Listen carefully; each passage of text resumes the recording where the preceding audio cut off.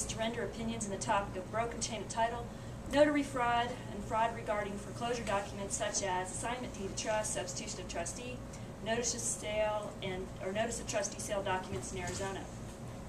I've reviewed the initial pleadings and documents provided by plaintiff as to plaintiff's home, which is the subject of a lawsuit, and have conducted a preliminary audit of the documents finding the following. In his case, Marty has 2 documents out of 5 where a notary claims to have personally witnessed the signature 3 months after it was signed. Now, that's, I don't know how you would do that. They were supposedly signed on March 17th, notarized sometime June or July after. You guys would think it happened at the DMV or something. If you're standing there for 3 months. No, at the bar. You have a question? Well, they might have witnessed it, but just stamped it 3 months later. Well, according to the laws of notary, which I do have for all 50 states, being a member of this group, the American Association of Notaries, I can research the laws per state for any document that you got that looks fraudulent. I can look up the law and we can actually attach the law, which is what I did here in his case.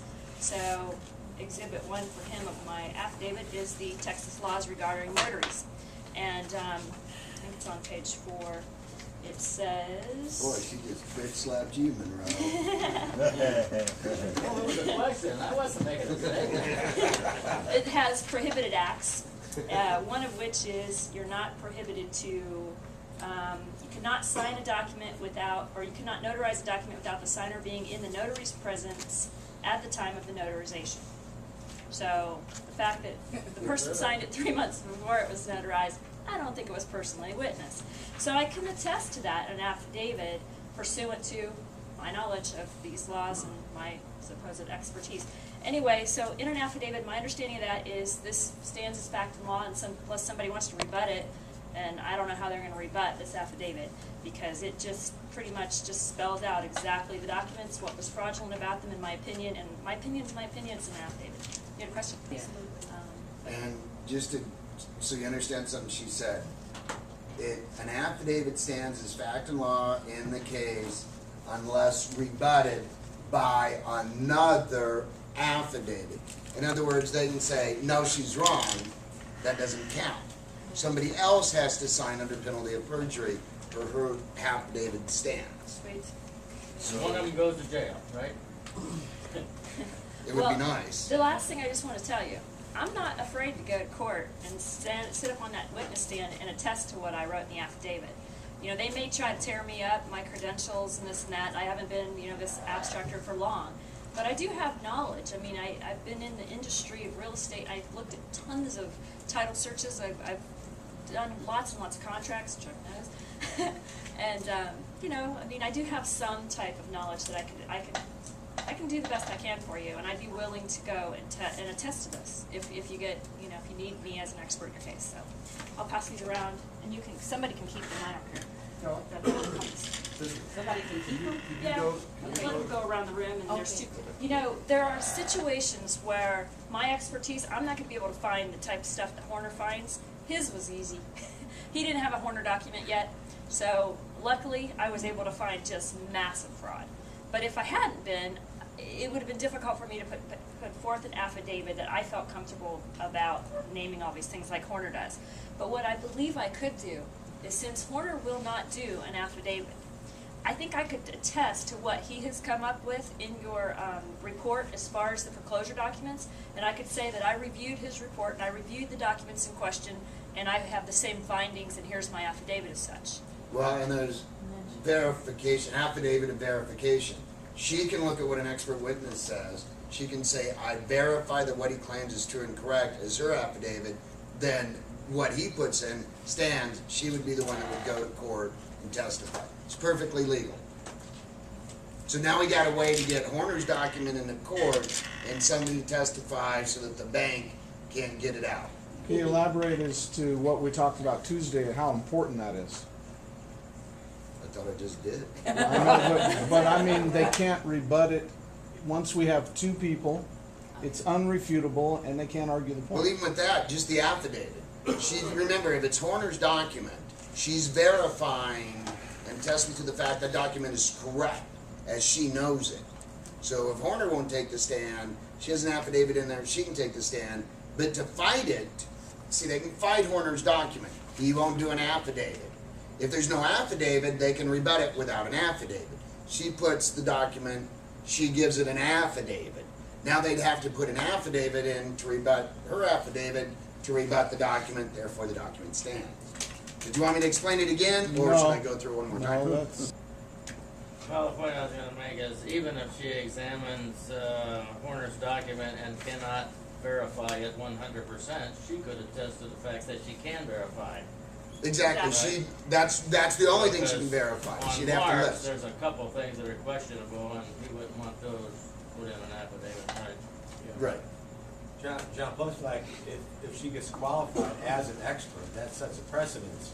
So the next time she goes to the court, they'll ask, have you ever testified as an expert before? Yes, I have.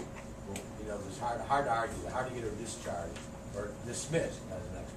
Well, and that whole argument of expert witness, we've gone back over it. It's really going to be more relying on her testimony as opposed to her credentials. I mean, you could say she's been in real estate for, what, 6 years? Okay, but I know for a fact in 6 years, it was a sale of over, what, 250 homes. A total of, I mean, in 3 years, it was, what, about 120 million or something? It was, well, most of the homes ran, I think the lowest ones were probably about 250, but a lot of them were like $500,000 range. So, you do the math on that, that's a lot of money. I used to have Well, I'm talking about, you can take a real estate agent who's been doing it for 20 years, ain't sold 250 homes. And, you know, that's 20 homes a year. That's almost 2 homes every month. I had the best sales pitch guy though. I mean, he could make a wall a client. the affidavit. What I would do, I would put it in individually in your case as just a filing. It's just an affidavit. I would also, if you were initially filing your complaint, I would make it an exhibit. And in Marty's case, he took almost verbatim what I wrote in the affidavit and plugged it in his complaint and his TRO. You know, this is the claims. You know, you need claims and you need relief. So here's the claims attested by a Cynthia Cantrell expert with her affidavit, because he didn't have another expert yet. If he had another expert, he could say, you know, tested by 2, you know, experts, and these were the claims from the first, and these were the claims from me. Then he is also filing complaints against both notaries in Texas that did those. So we have the notary complaint form, and behind it is my affidavit as an exhibit, and it's right here. And then behind that are the actual documents in question in his case, which were the bogus assignment deed of trust. You had one each. For whatever unknown crazy reason, there was Diane Dixon made 2 assignments on the same day she supposedly signed them. 2 assignments. Didn't need but 1, but she did 2. At the same exact minute, they're mentioned the minutes that she signed them. And then they were notarized in May and June. At 3 months, about 2.5, 3 months after she signed them. Why she needed to do 2, I have no idea. I think it was just, you know, document mill. Going just on vacation. creating a Wanted bunch to of get out of the paperwork. way. We need some assignments. Okay, you do this one, you do. Wait, this one did 2. So anyway, so he's got 2 complaints, and then he's filing a criminal complaint against all the entities, the banks and the CEOs of those banks that were involved in those documents or named in the documents. And he's putting my affidavit in as the evidence to back up his claims that he's filing his criminal complaint. And then that becomes an exhibit in his complaint. So that's how I would use it. But I would also stick it in the case individually. It's all on caption set, so you can just plug it into your case just as a regular pleading. And it's very standard to do that. You'll get like declarations. The other side will put in declarations that this person really is employed at this bank, or this person really isn't over here. The FIDAR stuff, declarations, affidavits, they can go in just on their own, which becomes a pleading that shows up on the docket, and that same affidavit is an exhibit. So that way you've got it both. You've got it in the docket, and you've got it in the pleadings. Does that make sense? Especially when you look at a docket list, the docket report that comes up, there, you'll see the affidavit. An affidavit, unrebutted, stands as fact and law, and it must be rebutted by another affidavit.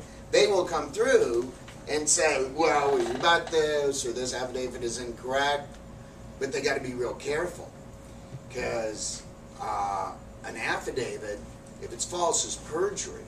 So if they accuse you of perjury, that's a false accusation. That's why they won't. Okay, it's just like that notice of appearance trick. That's all. They just kind of worm lawyers. Another word for friggin' worm.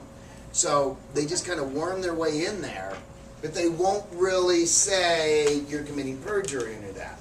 And they won't put an affidavit in so that they don't get held accountable. Just like they don't do a notice of appearance. Does that make sense?